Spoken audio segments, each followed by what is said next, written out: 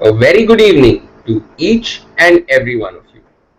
You are watching another newscast from the studios of Deadlines Tonight. I am Ashish Vaswani, and joining us today is my roommate and best friend Rahul Kaul. Hello, friends. This special newscast is going to be featured around one virtual reality device that has taken the world by storm ever since the Google I/O took place in San Francisco a couple of months back. And that device is the Google Cardboard, which I'm holding in my hands right now.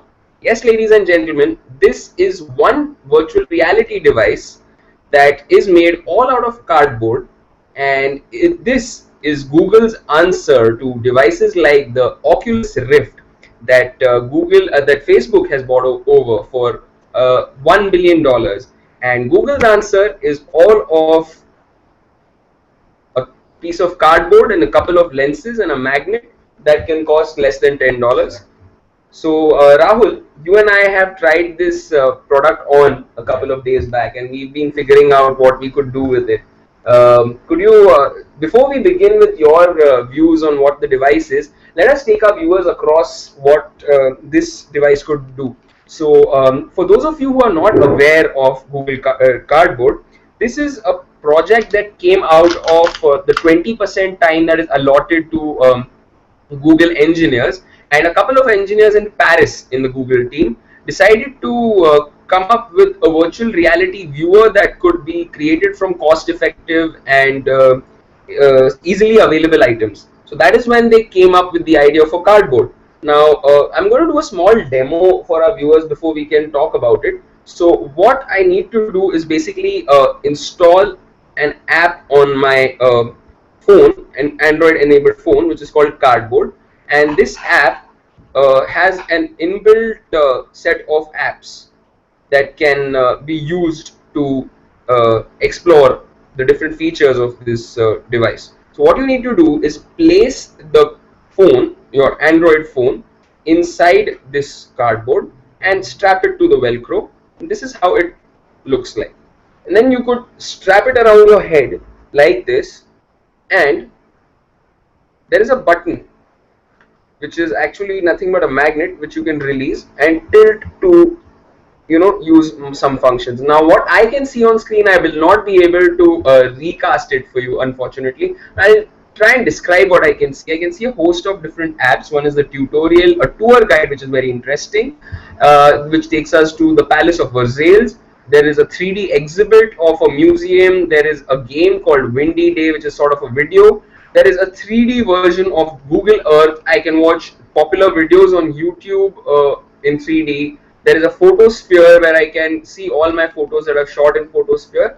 And there is Street View. So without further ado, let me just ask Rahul about his views of this very, very innovative product. This is a fascinating product, actually. So first of all, when I just experienced this, it was like an out of the world experience. So when I just felt that kind of an experience, it was mind boggling for me, because I was transported into another world, into another dimension. It was like something which I had never experienced before. And it is sure, the beauty of this device lies in its simplicity. It's just a cardboard piece with a smartphone, and you're virtually transported to another world, some other place, maybe a museum, maybe some other dimension altogether. And the kind of applications that this device has, Ashish, I was telling you, it's very, I mean, the kind of applications it might have in the future, it's hard to decode them. I mean, it's really, yeah, thanks Rahul for adding a whole lot of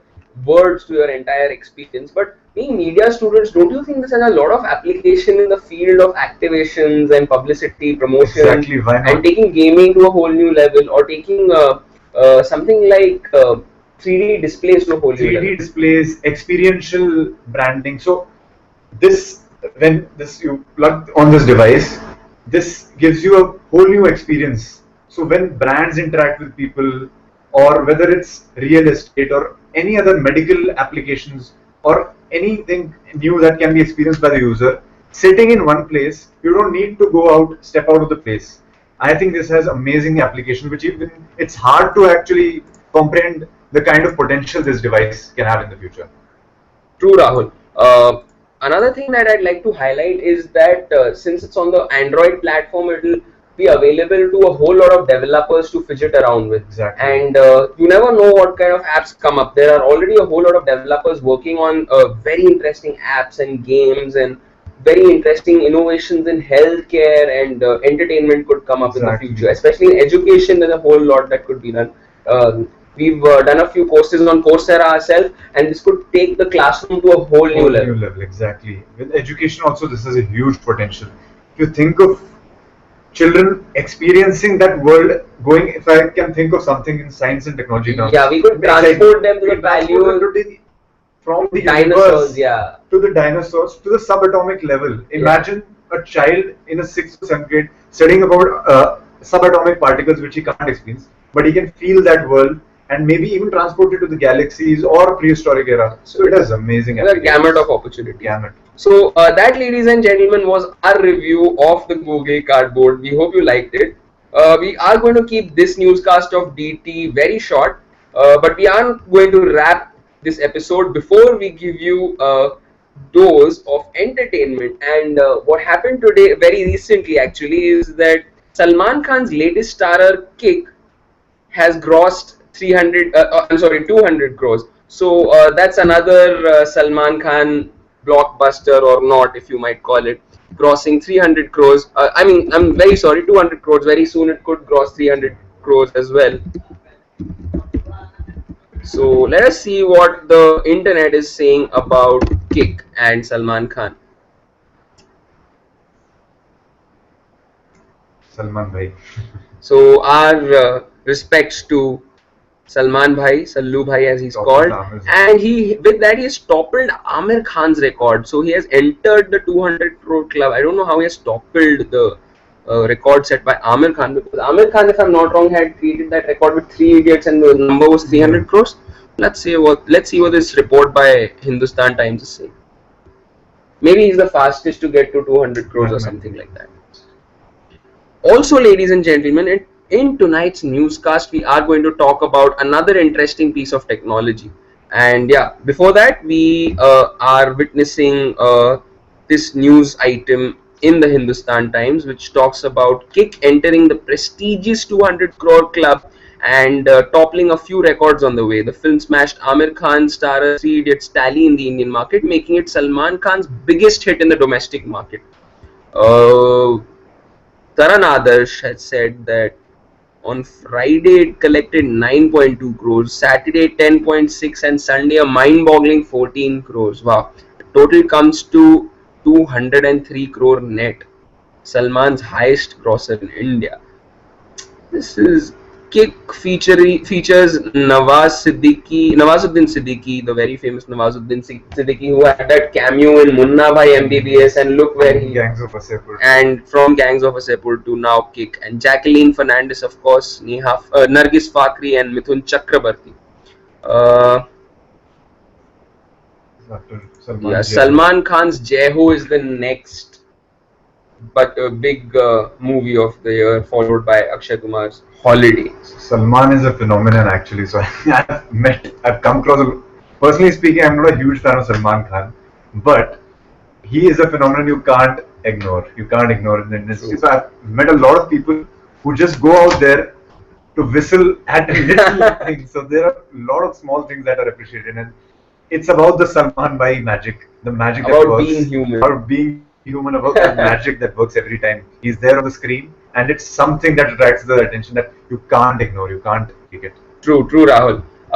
On that note, ladies and gentlemen, our respects to our very own Sallu Bhai. Congratulations for breaching the 200 crore mark, and we hope you have many more milestones to come. Before we wrap tonight's edition of Deadlines Tonight, let me give you a glimpse into a tool for trend spotting, and this is a tool called Trends Map. We've spoken about it briefly in many fora, but not Deadlines Tonight. So I'm going to introduce you to this interesting tool called Trends Map. For those of you who've not seen Trends Map before, this does this interesting thing of visualizing Twitter trends onto a map. So right now we are hovering about India, and we are witnessing the trends that are actually creating all that buzz on Twitter. So if you geographically, so Gaza, as you can see, is creating a lot of buzz. Half Girlfriend is something That's actually the movie by Chetan Bhagat. Oh, that's a novel by Chetan Bhagat. Oh, nice. I didn't know about that. So it also leads to a lot of media on Rosa. Okay, there. Half Girlfriend, luckily for Chetan Bhagat, is trending along with his own Twitter handle. And there's a whole lot of buzz around Israel and Gaza, quite evidently. And let's see what the west of India has to say. Our internet does not support such high amounts of data, Rahul. So sometimes it becomes slightly difficult to comprehend. But nonetheless, we have given you a glimpse into this very interesting trend spotting tool that you could check out.